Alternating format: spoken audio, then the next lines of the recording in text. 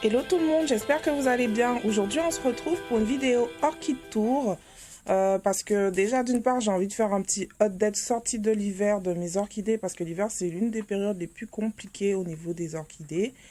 Et aussi parce que j'ai terminé ma collection d'orchidées en fait. J'avais agrandi mon espace de culture et j'ai racheté beaucoup de nouvelles orchidées. Et ma collection est terminée, je pense que je n'en racheterai plus. Alors j'avais envie de vous montrer tout ce qu'on a à présent dans la collection d'orchidées. Alors, on va commencer tout de suite. Je vais pousser ça et on va commencer par les brassias. Donc, moi, ma première brassia, c'était celle-ci. Je suis restée longtemps avec ce seul brassia. C'est mon brassia Eternal Wing que j'avais acheté à la canopée. Et comme je l'aime beaucoup, parce que déjà c'était une forte plante adulte qu'on me l'a acheté. Et depuis, elle a bien poussé très facilement. Alors du coup, j'ai eu envie de m'en acheter d'autres puisque je trouve qu'elle ça va, elle est assez facile de culture. Donc du coup, toujours chez la canopée, j'ai pris ensuite, là récemment, un orange delight que j'avais montré dans une précédente vidéo, là, qui est tout au fond. Ensuite, un Chilop Tolkien aussi, qui est là-bas aussi, tout au fond, près de la fenêtre. Et là, juste devant, je ne l'avais pas encore montré, par contre, celui-là, c'est un Bracostele Gilded Tower Mystic Maze. Donc, toujours chez la canopée. Voilà. Donc, ensuite, on passe à mes cambrias. Donc, les cambrias, c'est la catégorie d'orchidées que je possède le plus parce qu'il y en a en tout 17. La plupart viennent de chez Lidl parce que dès qu'il y a une promotion orchidée collection, surtout orchidée collection en pot de céramide, je saute tout de suite dessus. Je vais toujours regarder dans plein de Lidl pour voir ce qu'ils ont. Et c'est ça qui a vraiment gonflé ma collection parce que ils ont toujours beaucoup de variétés en termes de cambria, d'androbium, phalaenopsis, d'androbium nobile et les phalaenopsis aussi.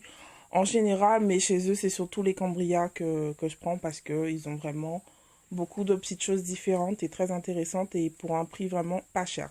Donc déjà, commençons par mon Bartley Schwartz. Celui-là, c'est pas à Lidl que je l'ai acheté. Je l'avais acheté dans la jardinerie du coin et il avait déjà quelques pseudobulbes, mais chez moi, il a bien poussé, il a fait beaucoup de pseudobulbes. Et tous ces nouveaux pseudobulbes se sont mis à fleurir, c'est pour ça que j'ai 3 spikes pour le Bartley Schwartz. Donc après, je vous dis à la suite. Mon Wilsonara Firecat Lava Birds aussi, qui est juste devant. Je l'ai montré il n'y a pas longtemps aussi dans une vidéo. Et il se trouve que lui aussi, il a commencé une floraison. Donc lui aussi, il va plutôt bien. Ensuite, là devant, on a mon Renaissance qui fait une toute petite pousse. Enfin, même 2. Ça va plutôt bien pour les cambrias. Là devant, on a, je sais même pas qu'est-ce que c'est que ça. Le Stribic Red. Lui aussi, il va plutôt bien. Il me fait une toute petite pousse là parce que le printemps, ça fait démarrer les, les pousses en fait. Et là, mon Goudalira Tahitian Dancer Pink Fairytale que je vous ai montré aussi. Je vous avais déjà montré qu'il était en fleurs, qui fait beaucoup de pseudobulbes, qui fleurissent très facilement. Là, on a mon Béléara Renaissance Coral aussi qui m'a ouvert 3 beaux boutons floraux. J'adore cette fleur qui est comme ça, un peu léopard, orange avec des taches brunes. Je trouve très beau. Là, derrière, on a mon Colmanara Wildcat Tropic Jungle qui se porte très très bien aussi. Il a plein de pseudobulbes qui sont arrivés à maturité, donc je pense que celui-là aussi, il va pas tarder à fleurir. Ils fleurissent un peu hors saison, ce que j'ai acheté vers le mois de septembre, malheureusement. Normalement, ils auraient dû fleurir cet hiver, mais ils fleurissent maintenant, que voulez-vous.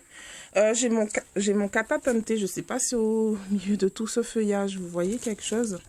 C'est ça là. Voilà, c'est ça là. Lui aussi, il avait commencé un spike qui a séché parce que l'un de mes enfants a cassé le spike. Mais normalement, il est en floraison lui aussi, mais ça n'aboutira pas puisqu'il a été cassé. Voilà. Donc derrière, encore le reste des cambrias. Donc là, juste devant, on a mon Pegurut Carpenter, c'est un Béléara. Lui aussi va très bien. Il a fait plein de petites pousses et le début du printemps, J'ai l'impression que c'est déjà le printemps dans ma collection puisque ils font tous beaucoup de racines, beaucoup de nouvelles pousses ou bien ceux qui démarrent aussi leur floraison tardive les démarrent. Donc voilà. Mon Ochododa Irish Mist aussi se porte très bien. Tout ça, c'est des trucs de chez Lidl. Donc voilà. Ça, c'est mon... je sais même plus qu'est-ce que t'es.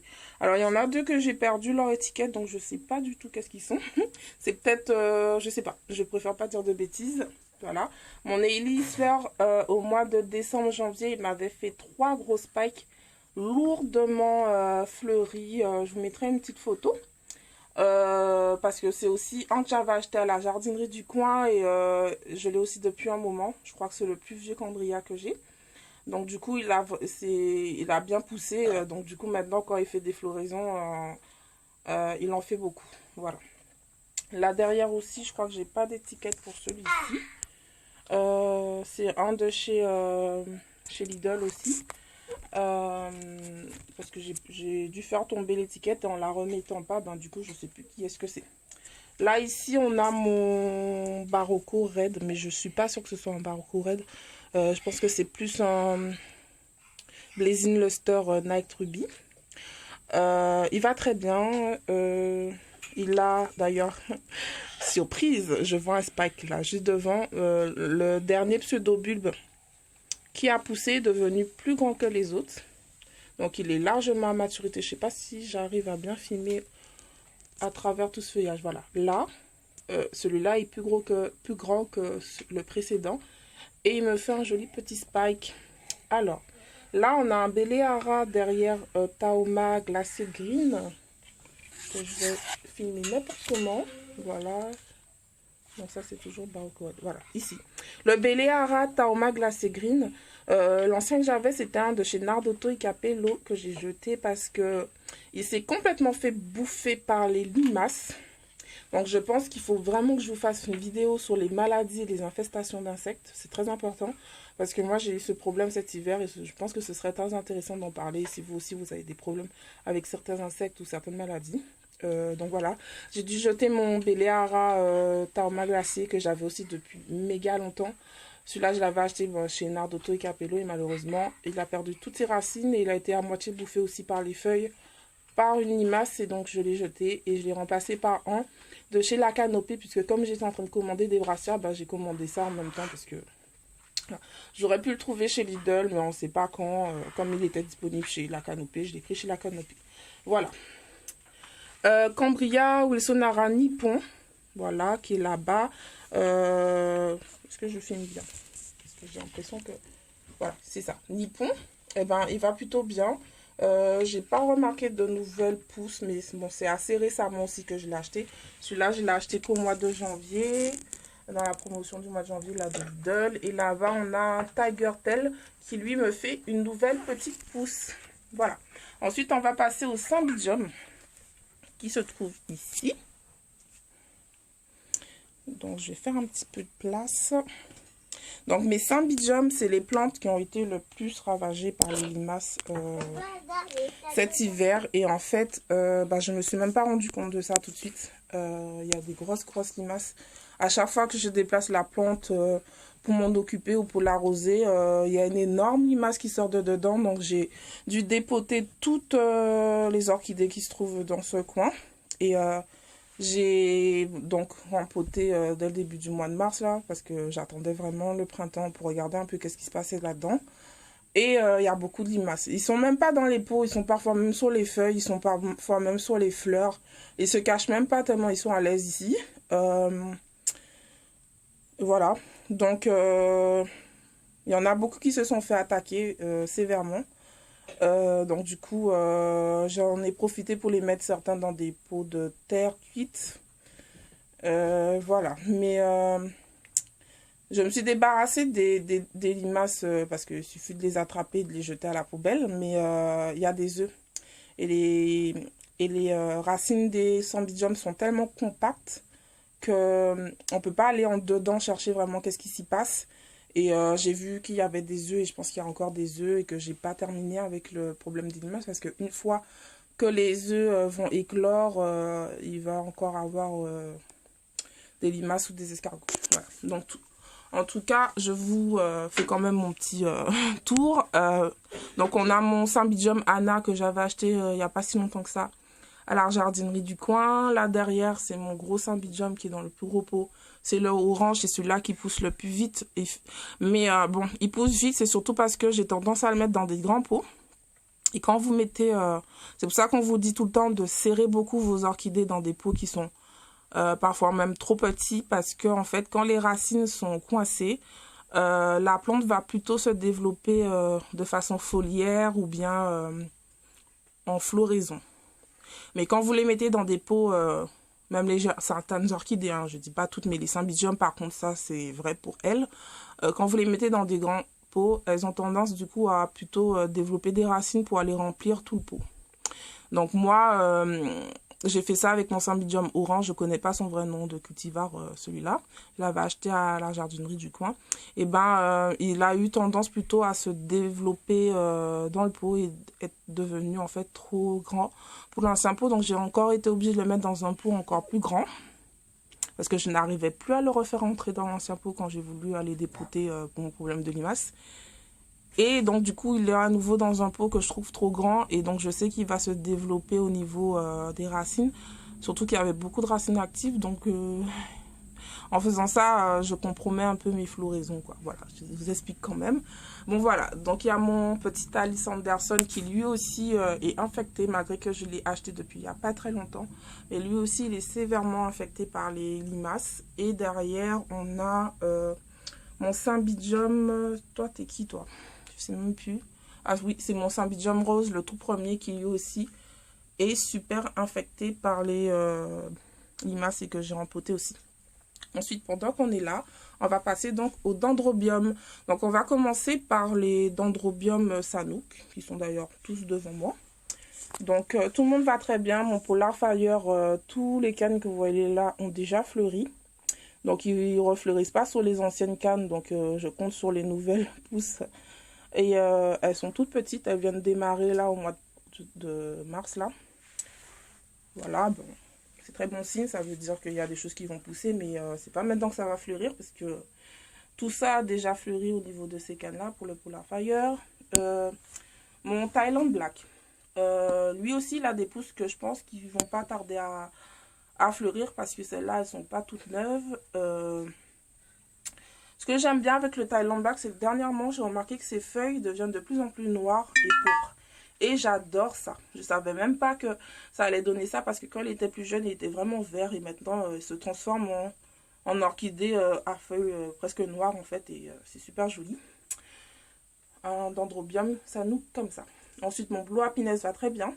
Sa floraison a duré très longtemps. Il a même encore deux petites fleurs qui sont là, qui sont légèrement parfumées. J'adore. Et on a mon Nana Green. Donc mon Nana Green, depuis l'année dernière, il est tout petit comme ça, je ne sais pas pourquoi, depuis au moins 1 an. Il avait fait beaucoup de nouvelles pousses en même temps. Et depuis ça, j'ai l'impression qu'il ne progresse pas, donc je ne sais pas trop. Si c'est normal, j'espère qu'il va faire des nouvelles pousses qui vont pousser mieux que ça, mais je le trouve un peu bizarrement.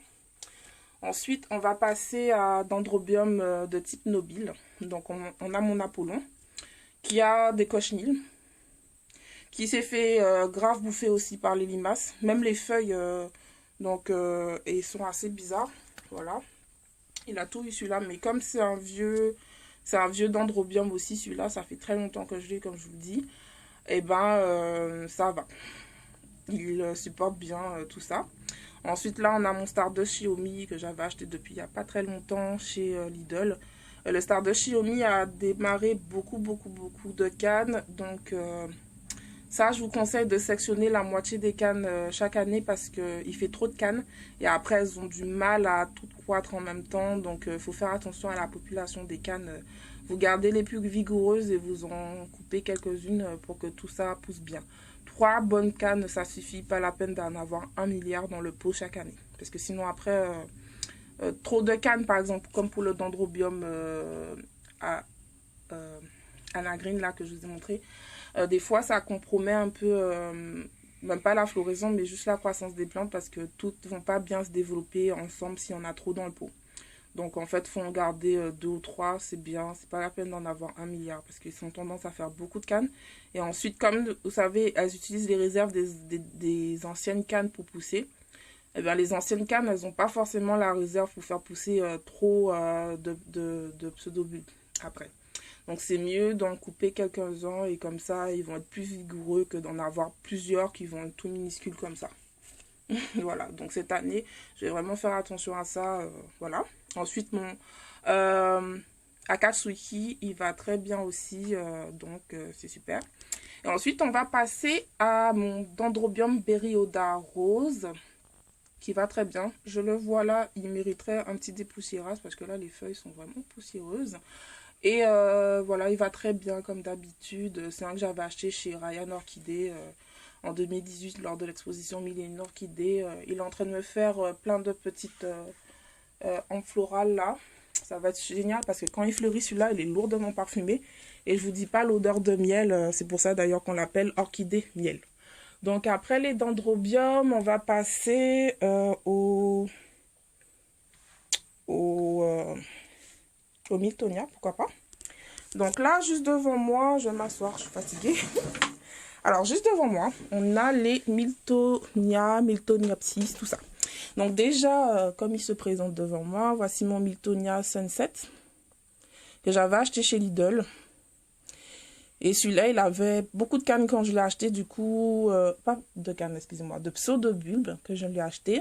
Et tous les pseudobulbes qui étaient à maturité ont successivement fleuri cet hiver. Donc, j'ai eu l'impression qu'il était tout le temps en fleurs, celui-là. D'ailleurs, il est toujours en fleurs. Ça, c'est une floraison qui a commencé il n'y a pas longtemps. Donc, ça, c'était vraiment un très bon achat de chez Lidl parce que il a bien fleuri.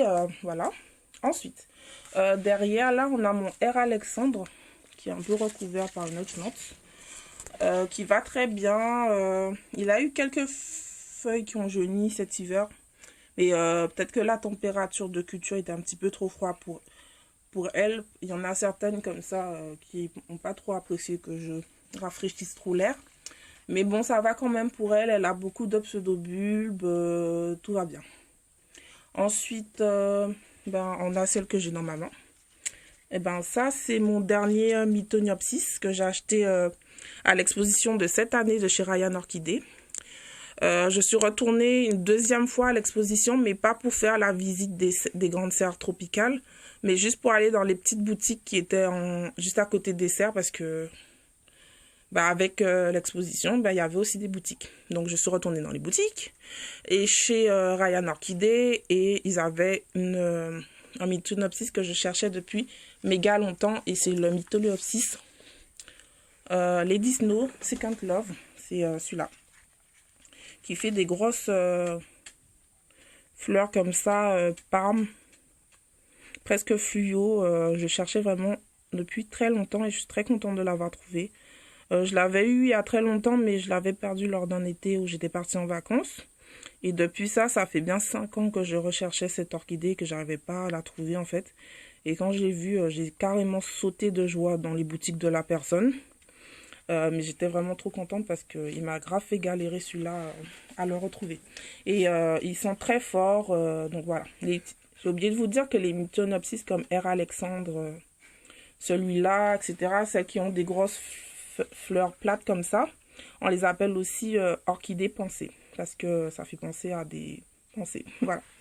Et aussi chez Carrefour, j'avais trouvé, en allant faire mes courses, un petit Miltoniopsis. Celui-là, c'est un Red Tight. J'ai trouvé que il y avait quand même assez de pseudobulbes dedans, que ça allait, donc je l'ai pris. Je l'ai payé que 5 €. Il était très joli. Donc c'est pour ça que j'ai craqué sur celui-là, parce que c'est aussi un très joli Miltoniopsis. Donc c'est fini pour les Miltoniopsis, on va passer à mes Oncidium. Alors, mon gros Chewy Baby de chez La Canopée continue à bien pousser. Cet hiver, il a fait 3 très longues et très grosses en florales qui étaient lourdement chargées de fleurs et ça sentait super fort le chocolat dans la maison. J'étais très contente de cette plante. Ça fait très longtemps que je suis contente de ma petite plante parce qu'elle grandit vite, elle est grosse, tout ça. Et donc du coup, ces pseudobulbes, quand ils fleurissent, c'est magique. Et en fait, continue encore à me faire une floraison ici. Là, cette fois-ci, je n'ai qu'un seul spike. Mais il pousse très vite et il a l'air d'être très prometteur aussi. En oncidium, on a aussi mon Sweet Sugar qui m'a fait un seul petit pseudobulbe et qui pousse plutôt bien et qui est très prometteur aussi. Mais bon, on va le laisser pousser gentiment. Mais vu la taille qu'il fait là, je pense qu'il va pas tarder non plus à arriver à maturité celui-là. Et je vous présente aussi mon Twinkles qui a fini de fleurir. Et qui va très bien. Celui-là, ça fait pas très longtemps que je l'ai, donc j'ai pas remarqué de nouvelles pousses, pas de nouvelles floraisons. Voilà, ensuite on va passer au Paphiopedilum. Donc cet hiver, pour les Paphiopedilum, ça n'a pas été marrant du tout, hein, parce qu'il y a eu grosse infectation de cochenille que j'ai dû combattre. Mais j'ai quand même bien maîtrisé la situation et il y a beaucoup de petits pseudobulbes qui se sont donc remis à pousser. Mais par exemple, si vous vous souvenez de mon féminin, elle avait bien plus de feuilles que ça. Voilà, les autres aussi, par contre, ils ont moins souffert que le féminin quand même. Le Blackjack, il est là, il va bien. Le Pinocchio aussi, j'ai coupé ça en floral il n'y a pas longtemps parce que déjà, il était infecté par les cochenilles, donc il était un peu fatigué. Et en plus, là, en floral, elle faisait des fleurs de plus en plus petites. Donc, je me suis dit, c'est le moment de la couper. Voilà. Et mon américain, comme ça, mon plus vieux Paphiopedilum, bah, du coup, lui, j'ai remarqué qu'il n'était pas trop embêté par les cochenilles. Parce que les cochenilles, ça aime les en floral bien sucrés, les fleurs et les jeunes pousses. Ce qui n'est pas le cas de vraiment du américain. Et donc, c'est pour ça qu'il n'a pas trop souffert de l'infestation de cochenilles. Ensuite, on va passer au Phalaenopsis. Donc, avant, j'avais à peine 6 petits Phalaenopsis, ce qui n'était pas beaucoup pour une collectionneuse d'orchidées. Et depuis, je suis passée à peu près 15 Phalaenopsis maintenant. Voilà. Donc, on va commencer par les Phalaenopsis que je dis, moi, qui sont normales. Donc, on va commencer par ce qui est devant nous, déjà, pour commencer. Donc, en Phalaenopsis normale, j'ai ça. Ça, je l'ai acheté il n'y a pas très longtemps chez Lidl. Je le trouve trop joli. C'est un Phalaenopsis que je recherchais depuis très longtemps à cause d'une photo que j'avais vue chez Caméléon Orchide avec des orchidées qui pour moi étaient mon goal. Et aujourd'hui, je les ai toutes dans ma collection. Ensuite, le Phalaenopsis Papagayo. Lors de ma visite Mille et une orchidées, je vous disais que je voulais absolument ce Phalaenopsis-là. Donc, il porte le nom d'une plage en République dominicaine. Et je le trouve trop beau. Je vais essayer de le retirer sans faire tomber tout le monde.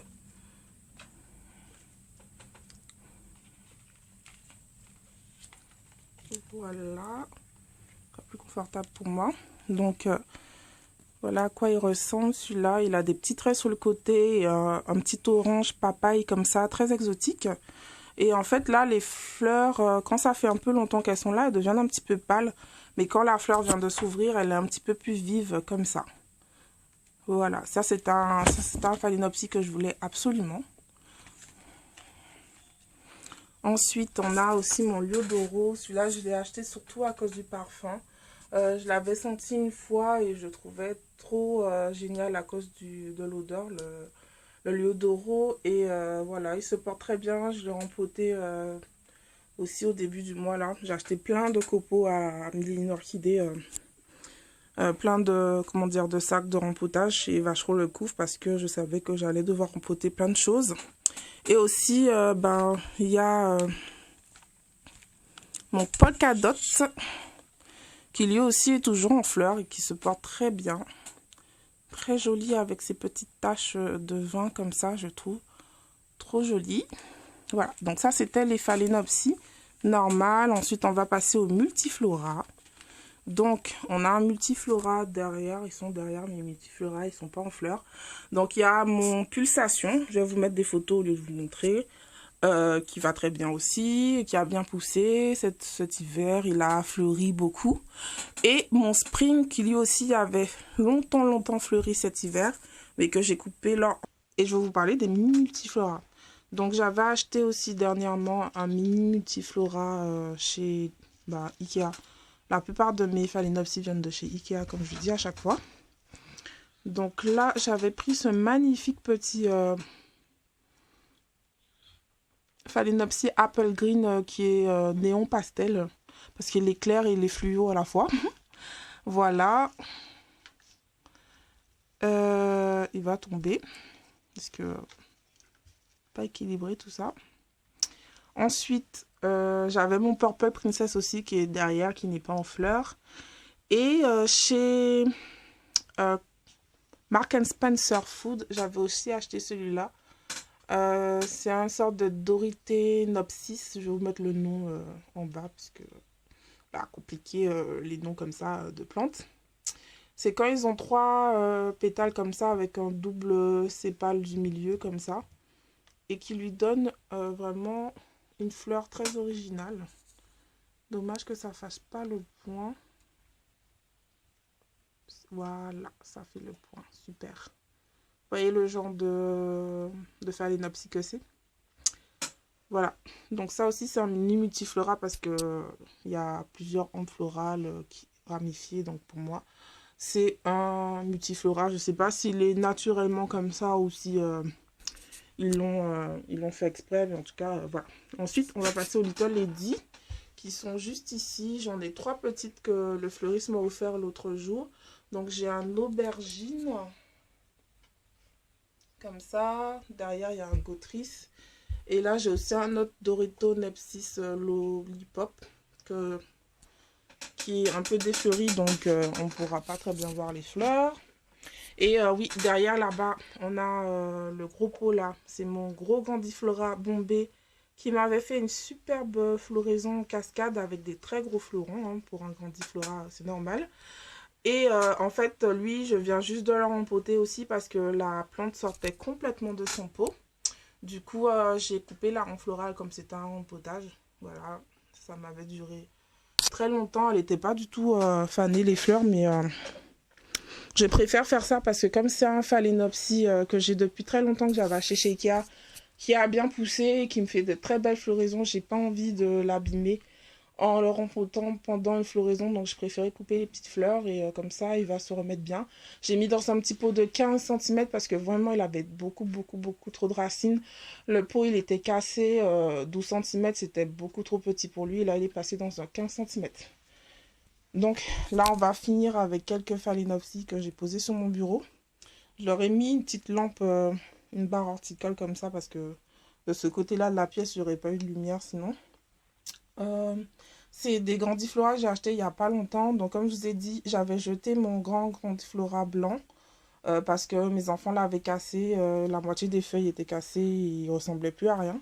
Donc j'ai réussi à trouver un autre Grandiflora blanc à la jardinerie du coin. Et pour le coup, celui-là, il est vraiment énorme. C'est-à-dire que la plante fait plus d'1 mètre de haut avec la hampe florale et les fleurs sont vraiment, vraiment très grosses. Je sais pas si vous arrivez à voir, mais les fleurs sont très grosses pour ce Grandiflora blanc. Et j'avais aussi trouvé un Grandiflora à la maison de l'orchidée qui se trouve sur l'île de la Cité, au marché aux fleurs de Paris, là, le marché aux fleurs Elisabeth II, là, vous voyez, dans le 4e arrondissement, vers le métro Cité, là. J'adore ce fleuriste parce qu'ils vendent que des orchidées là-bas. Et les orchidées qu'ils vendent sont vraiment très belles. Donc j'ai réussi à trouver ce Phalaenopsis Liodoro. Quand je suis rentrée dans la boutique, il n'y avait que lui qu'on voyait parce que c'était le plus gros Phalaenopsis. Et le motif que les fleurs elles ont là, c'est trop génial. En plus, la fleur, l'orchidée est lourdement fleurie en fait parce qu'il y a beaucoup de fleurs dessus. Il y en a même des qui n'ont pas fini de s'ouvrir en fait. Si vous regardez bien. Et donc voilà. Donc c'est fini pour les Phalaenopsis. Donc on va passer aux Vanda. Donc les Vanda, avant j'en avais 3 lors de mon dernier Orchid Tour, qui se trouve ici, qui vont plutôt très bien, sauf le Rose Kiss qui a perdu beaucoup de racines. Je pense que c'est l'une des maladies là que je vous dis tout le temps que les Vanda elles ont et qu'il faut traiter en préventif parce que sinon les racines elles ont tendance à pourrir. Donc bien sûr j'ai traité et je lui ai mis un petit pot comme ça. Parce que sur la chaîne de chez Lotus en Lorraine, elle avait fait une espèce d'expérimentation avec les pots en terre cuite ajourée comme ça, et comme quoi ça favorisait le développement racinaire puisque la terre cuite garde l'eau assez longtemps. Et c'est vrai que moi, avec le début du printemps, là, ça a plutôt bien marché puisque j'ai plein de racines actives qui pointent le bout de leur nez sur le Vanda Rose Kiss. Même le Vanda qui est juste à côté aussi en profite parce que mon Blue Magic qui n'a pas forcément besoin de faire des racines elle aussi, ben, elle me fait beaucoup de racines de partout. Il y a plein de petites pointes actives de racines, c'est plutôt cool. Et il y a mon Red Magic aussi qui va très bien. Sinon, lors de l'exposition Milan Orchidée pour la Saint-Valentin, mon chéri m'avait offert ce Mikasa qui est toujours en fleurs. Un Mikasa blanc. Et mon Sunenda Yellow Passion, il est juste là, il va très bien aussi. Ils sont en train de s'adapter à mon chez moi. Il faut savoir que les Vandas prennent un certain temps à s'adapter à un nouvel environnement et ensuite ils sont très florifères. Ensuite, on va passer aux autres espèces. Je pense que je vais quand même vous parler de mon petit Zygopétalum qui est là-bas pour ne pas l'oublier. Alors, mon petit Zygopétalum, il est juste là. Voilà, il va plutôt bien aussi. Il s'est fait à moitié bouffer par les limaces, mais il va plutôt bien. Du coup, il n'a pas fleuri cet hiver, mais bon, c'est pas grave. Donc, dans mes autres espèces, les sortes de botaniques, choses comme ça, on a mon Anglicum Sesquippédale pédale qui est juste devant, qui a aussi commencé à me sortir plein de petites racines avec une pointe verte active comme ça, parce que je pense que c'est le début du printemps. Donc, la croissance recommence pour tout le monde, là. Voilà.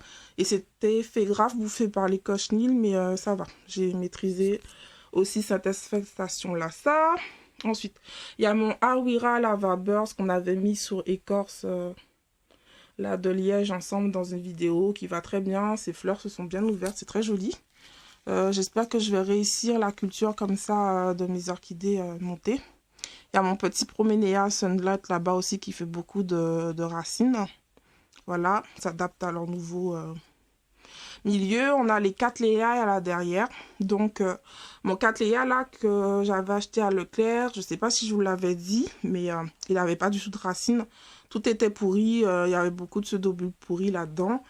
Que j'avais dû couper tout ça, tremper entièrement la plante dans de l'aliette, la faire sécher et j'ai mis de la cannelle en poudre sur tout ce que j'avais coupé pour que ça reparte. Et j'ai très peu arrosé cet hiver, je l'arrosais que toutes les 2 semaines.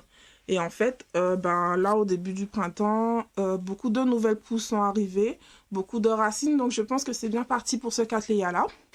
Et mon petit Cattleya de chez Lidl qui va aussi très bien. Lui, il n'avait pas de problème de racines, mais il est en train de m'en faire parce que lui aussi, c'est le début du printemps pour lui, donc il fait des nouvelles racines et des nouvelles pousses. Très bien pour celui-là aussi. Il y a mon petit Ludisia discolore. Alors, sur la chaîne de Une fleur parmi les fleurs, elle disait que ça se cultivait plutôt en terreau. Donc moi, j'ai acheté du terreau de la même marque Orchid Focus. C'est Houseplant Focus. J'ai pris leur terreau, j'ai mis beaucoup de billes d'argile au fond du pot pour bien drainer quand même parce que c'était pas une orchidée qui était habituée depuis 1 an à l'écorce de pin. Donc du coup, pour l'adapter, je me suis dit il valait mieux que ce soit bien drainant. Donc je lui ai acheté son petit pot de 9 cm transparent pour quand même voir qu'est-ce qui se passe dedans. Et j'espère que c'est pas une erreur de l'avoir mis en terreau et que ça va bien aller pour elle. Voilà. Ensuite, mon petit Psychosis, il va très bien. Il a beaucoup de racines et il en fait des nouvelles. Je vois beaucoup de nouvelles racines dans le pot. Et ça, en floral, continue toujours à faire des petits bourgeons. Donc, ça fleurit sans arrêt, le Psychosis. C'est super. On a aussi le Maxillaria tenuifolia, l'orchidée coco. Le mien, il a été beaucoup brûlé par les lampes horticoles parce que les feuilles sont très hautes et je l'avais mis en endroit où les lampes étaient trop basses et elles ont brûlé beaucoup de feuilles. Mais sinon, à part ça, elle va très bien. J'ai vu qu'elle a commencé à faire un petit départ de floraison. J'ai vu 3 petits boutons dessus. Donc, je suis plutôt contente pour le Maxillaria tenuifolia. Et pour finir, je vais vous montrer mon petit rideau là de Tillandsia entre les deux meubles là. Les deux étagères, j'essaie de faire le point. Je vais vous montrer ça. Voilà.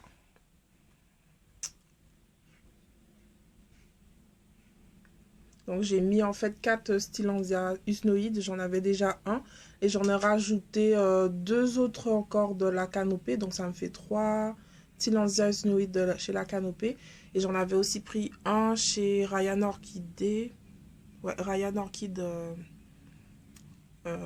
lors de l'exposition Mille Orchidées, c'est pour ça qu'il y en a une qui n'est pas tout à fait de la même couleur et j'adore.